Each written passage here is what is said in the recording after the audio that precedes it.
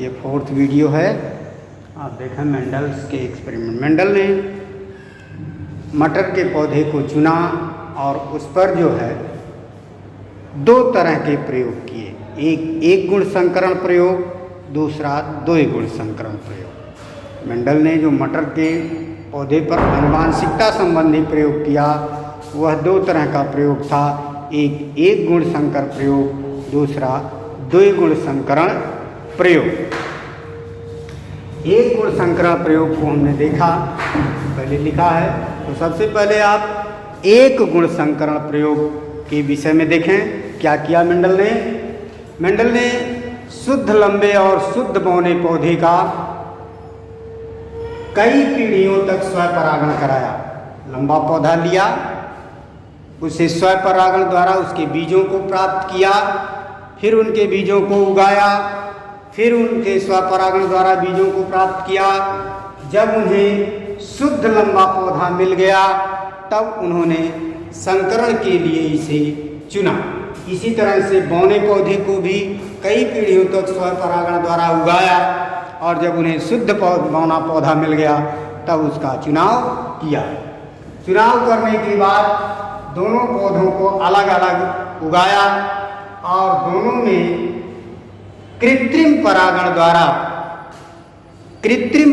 द्वारा परागण कराया। कृत्रिम परागण द्वारा एक पौधे का जो पुष्प आया उस पौधे को कली अवस्था में ही उसका विपुंसन कर दिया, यानी नर भाग को निकाल दिया। नर भाग को निकालना विपुंसन कहलाता है। फिर उसके परिपक्व होने पर बौने पौधे के परागकण को नर के पौधे पर छिड़का, या इसका उल्टा भी करके उसने देखा। कुछ में मादा भाग बौने पौधे का लिया, नर भाग लंबे पौधे का लिया। कुछ पौधों में लंबे पौधे का मादा भाग लिया, बौने पौधे का नर भाग लिया, परंतु उन्हें रिजल्ट दोनों में एक ही तरह का आया। जब उन्होंने लंबे और बौने के बीच, शुद्ध लंबे और शुद्ध बौने पौधे के बीच कृत्रिम परागण द्वारा संकरण कराया तो उनके जो बीज प्राप्त हुए उन्हें जब उगाया तो वो सब के सब लंबे थे, जिसे F1 पीढ़ी कहते हैं। फिर उन F1 पीढ़ी से प्राप्त बीजों को जब उगाया, उसमें स्वपरागण होने दिया। F1 पीढ़ी के बीजों को जब उगाया, जो संकरण से ये बीज प्राप्त हुए उन्हें उगाया तो सब लंबे मिले। अब इनमें स्वपरागण होने दिया।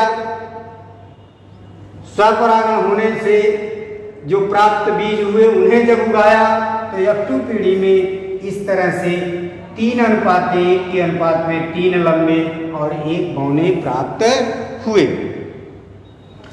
तो वह ये देखना चाहे कि क्या सभी पौधे शुद्ध लंबे हैं जैसा कि हमने पैतृक पीढ़ी में लिया था। तो फिर उन्होंने सबको अलग अलग उगाया तो उन्होंने क्या देखा कि इन 4 में से एक शुद्ध लंबे से लंबा ही प्राप्त हुआ, लेकिन जो शेष 2 थे उनसे 3 लंबे और 1 बौना प्राप्त हो रहा था। इस तरह से जो बौना था उससे बौना मिल रहा था, यानी बौने से बौना मिल रहा था, लेकिन लंबे में 2 पौधे ऐसे मिल रहे थे जिनसे फिर 3:1 के अनुपात में विपथन हो रहा था। इस तरह से उन्होंने कहा कि ये जो इसका जीनोटाइप है, फैक्टर्स हैं, वह 1:2, 2:1 का अनुपात है, जबकि फिनोटाइप है जो दृश्य रूप प्रकटन है वह 3:1 का अनुपात है।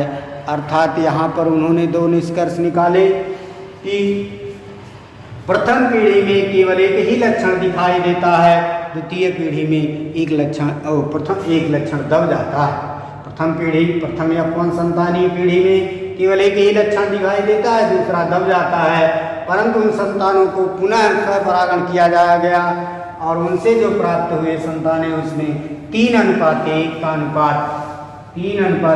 अनुपात मिला।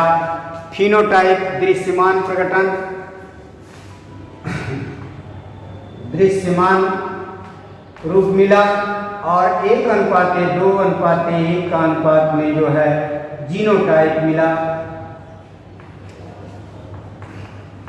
इस तरह से उन्होंने प्रथम एक गुण संकरण प्रयोग किया और इस आधार पर आगे चल करके दो नियम मेंडल के बने, जिन्हें हम प्रबलता का नियम और पृथक्करण का नियम कहते हैं। अब हम देखते हैं मेंडल के द्विगुण संकरण प्रयोग, डाई हाइब्रिड क्रॉस। द्विगुण संकरण प्रयोग उन्होंने मेंडल ने क्या किया कि अब जो है ऐसा एक पौधा लिया जिसके बीज गोल राउंड गोल और हरे थे, गोल और पीला, ये शुद्ध पौधा, शुद्ध गोल पीला, और उनमें क्रॉस कराया शुद्ध, इसके विपरीत लक्षण झुर्रीदार हरा, झुर्रीदार हरा। इनमें जब संकरण कराया तो जो है चारों के लक्षण इन्हें मिले और प्रथम F1 पीढ़ी में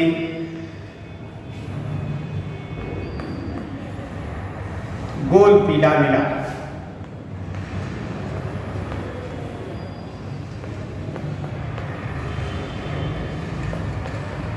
परंतु जब F2 पीढ़ी में उगाया,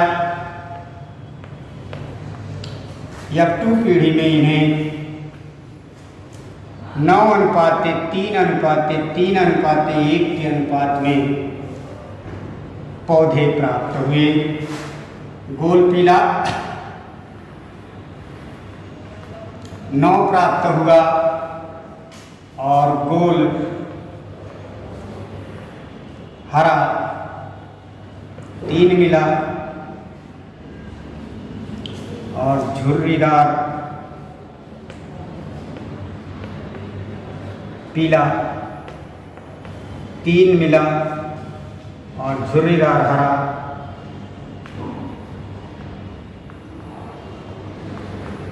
1। इस तरह से F2 पीढ़ी में जब स्वपरागण द्वारा F1 पीढ़ी के बीजों को उगाया, F1 पीढ़ी में स्वपरागण होने दिया, उनसे प्राप्त बीजों को जब F2 पीढ़ी में उगाया तो गोल पीला, गोल हरा, झुर्रीदार पीला और फिर झुर्रीदार हरा मिला 9:3:3। डाई हाइब्रिड क्रॉस में द्विसंकरण प्रयोग में उन्होंने 9:3:3:1 के अनुपात में लक्षणों को प्राप्त किया। इस तरह से उन्होंने दो प्रयोग किए। अब हम देखेंगे, देखें यह मेंडल का पहला नियम, जिसको कुछ वैज्ञानिकों ने दो नियमों में बांटा है, कारकों का नियम और प्रबलता का नियम, यानी प्रभाविता का नियम।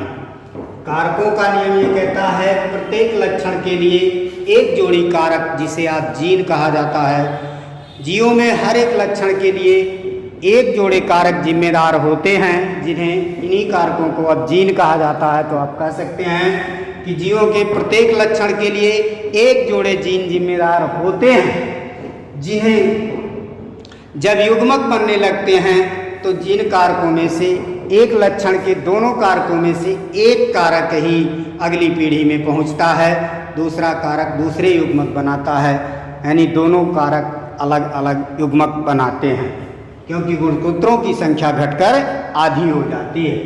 तो पहला लक्षण की प्रभाविता का नियम क्या है ये देखें। प्रत्येक लक्षण के लिए, नोट करें, प्रत्येक लक्षण के लिए एक जोड़े कारक जिम्मेदार होते हैं।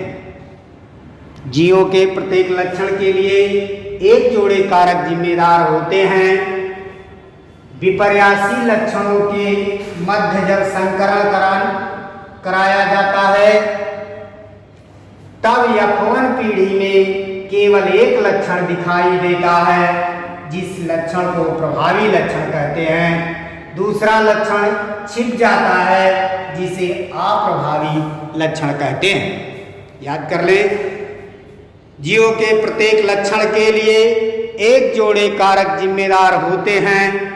जब एक जोड़े विपर्यासी लक्षणों के मध्य संकरण कराया जाता है, तो प्रथम पीढ़ी में केवल एक ही लक्षण दिखाई देता है। जो लक्षण दिखाई देता है उसे प्रबल लक्षण या प्रभावी लक्षण कहते हैं, और दूसरा लक्षण जो छिप जाता है उसे अप्रबल लक्षण या अप्रभावी लक्षण कहते हैं। इसकी व्याख्या चित्रों में देखें। व्याख्या, मंडल ने जब लंबा और बौना शुद्ध लक्षणों वाले पौधों में क्रॉस कराया तो एक इससे आधा और आधा इससे आया, और F1 पीढ़ी में जो पौधा प्राप्त हुआ वो लंबा था। यहाँ पर लंबा होने का गुण तो प्रकट हुआ परंतु बौना होने का गुण छूट गया, इसीलिए लंबा को प्रभावी लक्षण कहा गया और बौना को अप्रभावी लक्षण कहा गया। इसी युग्मकों की शुद्धता का नियम, युग्मकों की शुद्धता का नियम।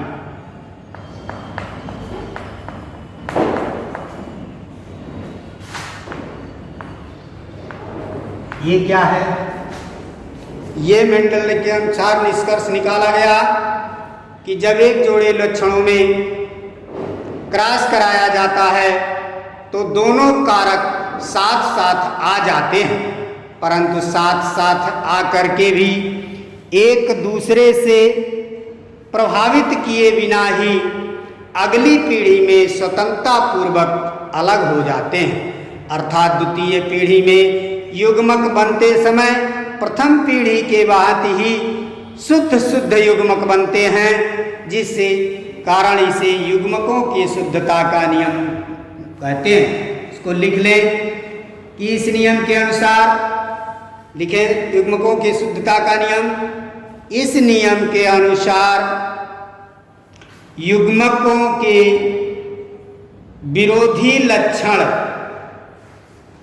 साथ साथ रहते हैं, वह कितने भी समय तक रहें लेकिन वे अपरिवर्तित यानी शुद्ध बने रहते हैं और अगली पीढ़ी में स्वतंत्रता पूर्वक अलग हो जाते हैं।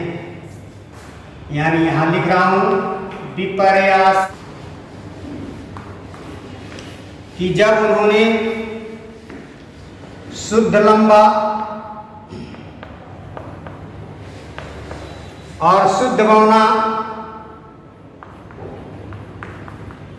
में क्रॉस कराया तो F1 पीढ़ी में सब लंबे मिले, परंतु लंबे को जब उन्होंने F2 पीढ़ी में उगाया तो इस लंबे पौधे में जो युग्मक थे, जो गैमीट थे, वो यहाँ पर आए, दोनों गैमीट अलग अलग बने। देखिए ये युग्मक टी वाला, शुद्ध टी वाला यहाँ बना है, ये टी वाला और ये टी वाला बना है, एक इससे और एक इससे फ्यूज हुआ तो यहाँ जायगोट में टी हो गया जो लंबा है। पुनः लंबे का जो गैमीट बना वह जो है दो प्रकार के गैमीट बने, टी और टी।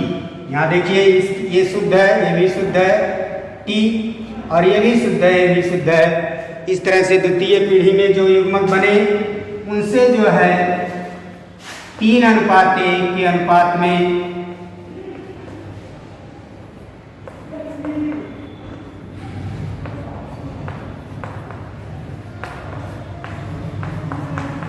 वो सब पृथक हुए, 3:1 के अनुपात में पृथक हुए। इस तरह से यह नियम जो है लॉ ऑफ सेग्रीगेशन, पृथक्करण का यानी पृथक होना, लंबा बौना दोनों लक्षण पृथक हुए। युग्मकों की शुद्धता का नियम, जो प्रथम पीढ़ी में शुद्ध पौधे में जिस तरह के युग्मक बने थे उसी तरह से संकर पीढ़ी यानी F1 पीढ़ी के भी युग्मक पाए गए, यानी युग्मकों में कोई गड़बड़ी नहीं हुई, वो प्योरली शुद्ध थे और वो पाए गए। अब हम देखते हैं मेंडल का तीसरा नियम, जिसे हम लॉ ऑफ सेग्रीगेशन कहते हैं। तीसरा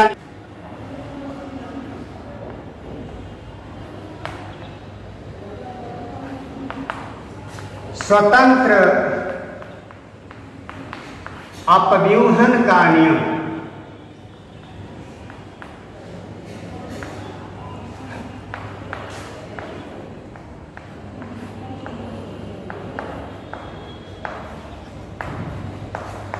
स्वतंत्र अपव्यूहन का नियम मेंडल ने बताया कि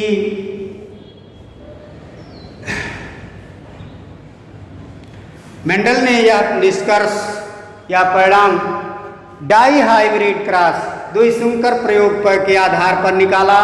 उन्होंने बताया कि विपर्यासी लक्षणों के वाले कारक यानी जीन F1 पीढ़ी में साथ साथ रहते हैं, परंतु F2 पीढ़ी में वह स्वतंत्रता पूर्वक अलग होते हैं, यानी उनके युग्मकों की शुद्धता बनी रहती है जो द्वितीय नियम के अनुसार। तृतीय नियम कहता है कि युग्मक विपर्यासी लक्षणों के जो कारक हैं प्रथम पीढ़ी में साथ साथ रहकर भी एक दूसरे को बिल्कुल भी प्रभावित नहीं करते हैं, और F2 पीढ़ी में वह स्वतंत्र रूप से एक से दूसरा, दूसरे से पहला, तीसरा स्वतंत्र रूप से वह जोड़े बनाते हैं और अलग होते हैं और लक्षणों का प्रकटन देते हैं।